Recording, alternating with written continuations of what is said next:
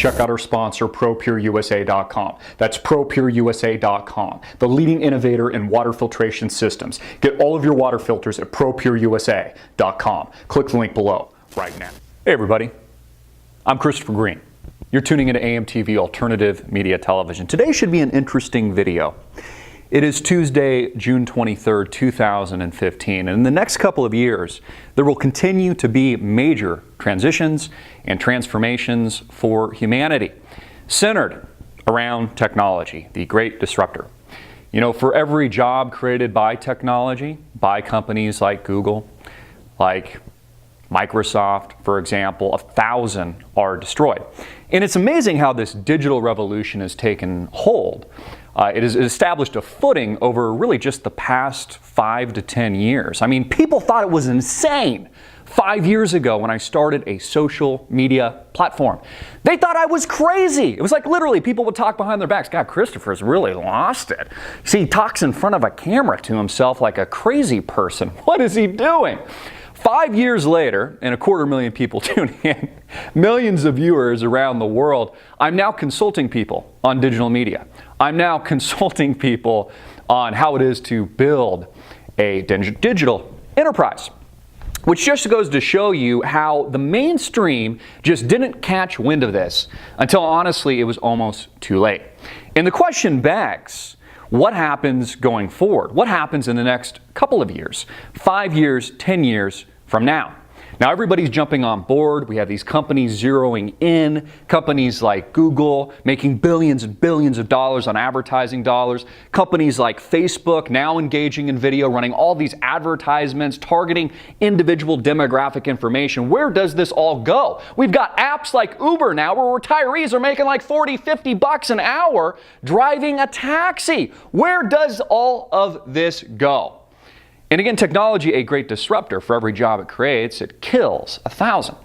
You know, for everybody that thinks Uber's great, which is essentially just an app where you get regular people to use their own cars, pay for their own insurance, they're basically independent contractors making 40, 50 bucks an hour. That's great until the AI takes over, until the Google self-driving cars or whatever company's behind this technology, maybe Elon Musk, finds a program to drive the cars for you. So all those jobs will be lost. All the people working for Uber will be unemployed. Just like the taxi drivers are now moving to Uber, eventually the AI, the machine, this radical technological transformation will take over. You know, it's amazing. We're seeing this boom in apps and again, digital technology and digital media. We're seeing media companies like Vice become multi-billion-dollar companies overnight. I have friends out of high school that started a company called Ease Pot Delivery in Silicon Valley. Just had Snoop Dogg drop about $10 million into their startup. And these people, these mutual friends have the potential to be multi-billionaires. Everything has an app now. I'm surprised we don't have an app for washing our balls. Hey, isn't this cool? It's an individual ball washer that washes my balls on a regular basis.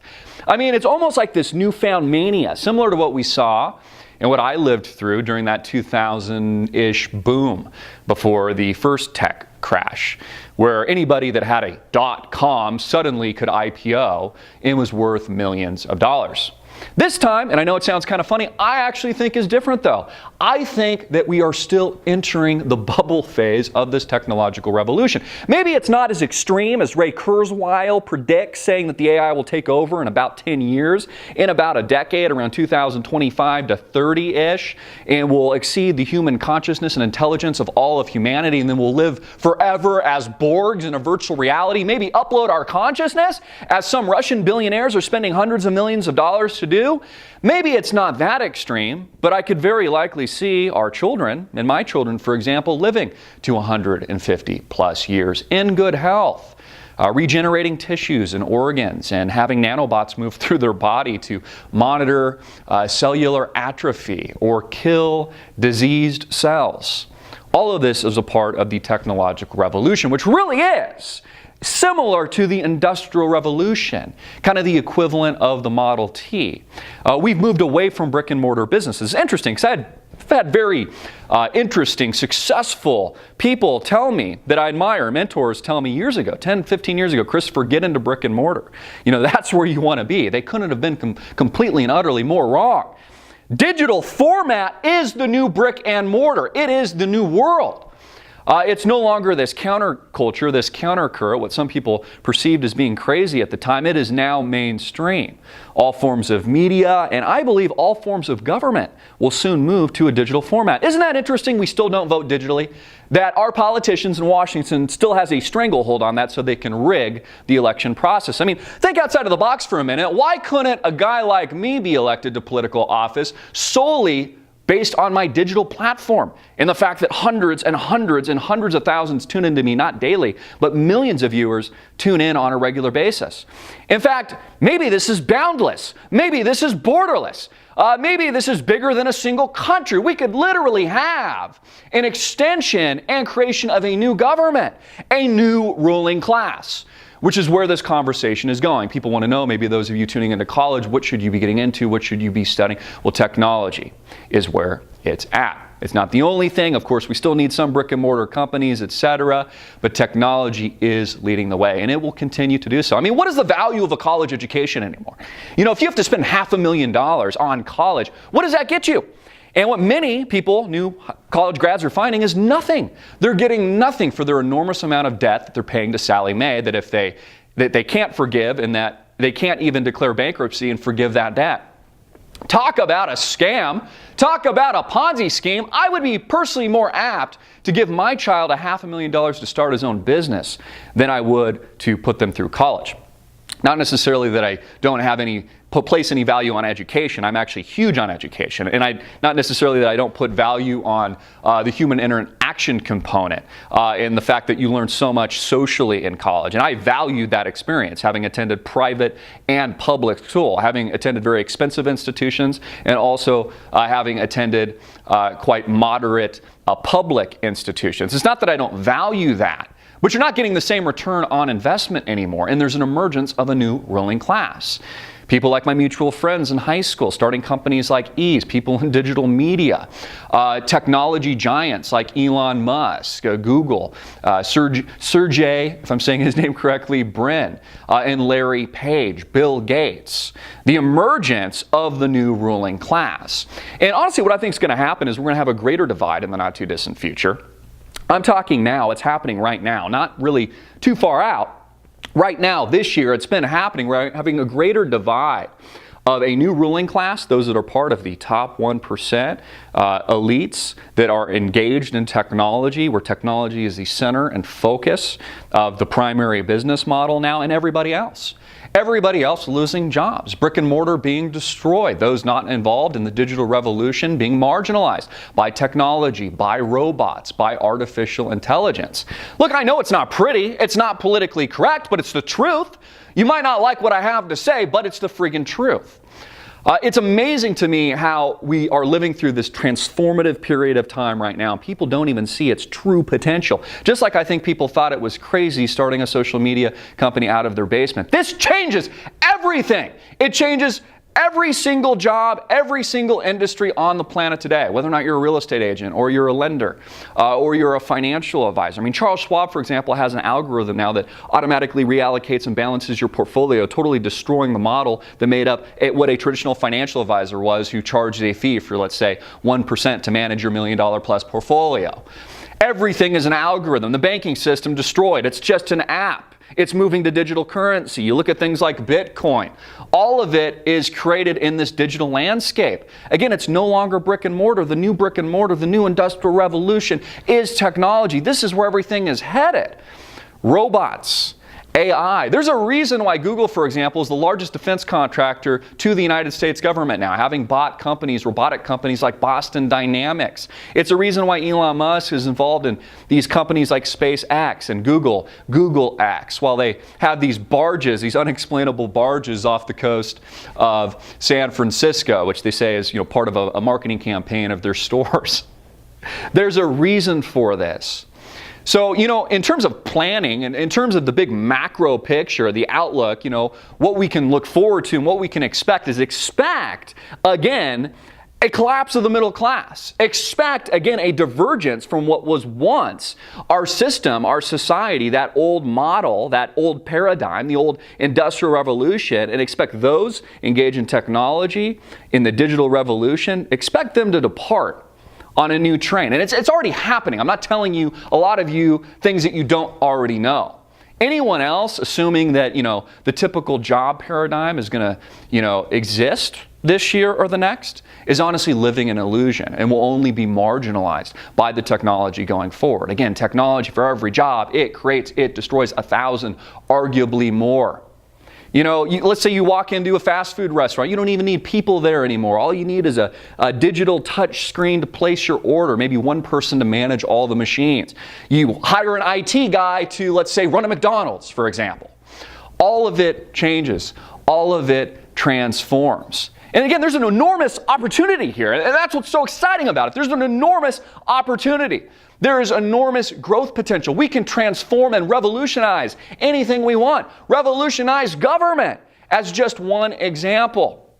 Every industry, every archaic institution is being revolutionized. We talk about it in relation to the mainstream bullshit corporate-owned media, how that paradigm has changed. TV is dead. TV is a dinosaur. And some of these executives still have the gall. They're like, TV is the greatest thing in the world. Social media will never dominate.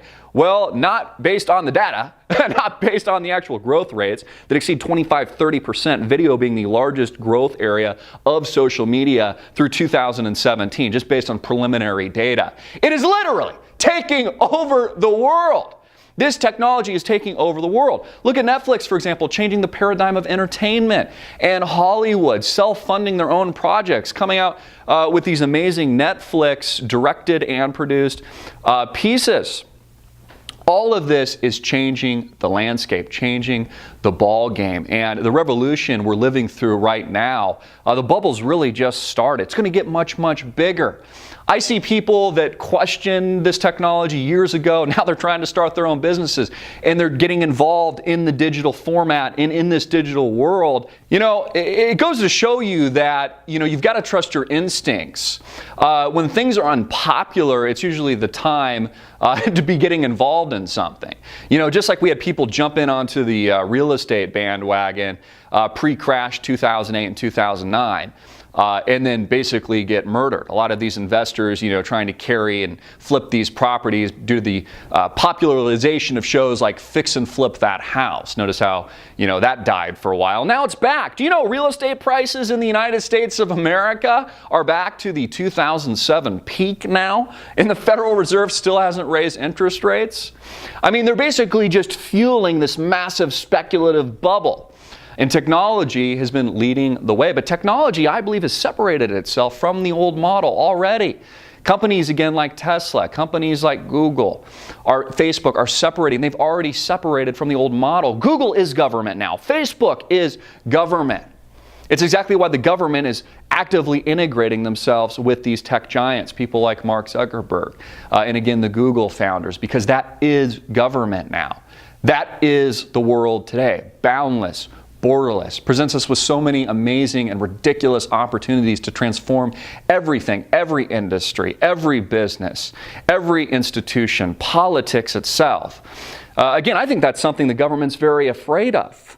Quite literally, what good and what use do we have of the traditional model, the traditional political model in this country, if you have a digital model that I would argue reaches far more people, has far greater influence, is completely transparent, and creates an environment where it really fundamentally pushes the will of the people, not the other way around, the corporate interests that we see in D.C. that are bought and paid for by these giant institutions and lobbyists. We can bypass everything. We can build our own societies, our own institutions, our own seasteads, something I reported on several years ago. The idea of building communities in different locations, maybe at sea, maybe on land, running entire government systems and societies. Some of you probably read about Reddit Island, a community of tech geeks that live on Reddit Island. All of this is absolutely amazing. It's utterly, figuratively transformative, and it changes the world. So that's where I see the big picture heading. That's where I see us going. I think strategically, the youth in this country, the youth in the world, and really everybody for that matter, baby boomers on and older, need to understand this, need to grasp the new reality. Again, my grandparents, my parents now on Facebook, now on all this technology. Now it's gone mainstream. This is the new world. And it's exactly why this old model, this old paradigm, the government I harp on a daily basis, Wall Street I harp on a daily basis, that's dead. That's a dead, dying, old carcass of a model that no longer works. It is systemically diseased and rotten to its core. It's exactly why they need to issue bailout after bailout to keep it alive, because it's a model that doesn't work. And our system, our government officials, namely, that profit from this shit, aren't allowing the natural progression of supply and demand to take over. They're not allowing this to take place. This revolution that is already occurring and changing everything. Again, changing the ball game, changing the paradigm of what it meant to be a society. Now a society that is largely open source, where basically you can hire people from all around the world as consultants and they can work independently on their own time.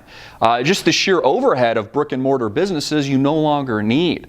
The entire world has changed, and it's all gone digital, and it's really just begun.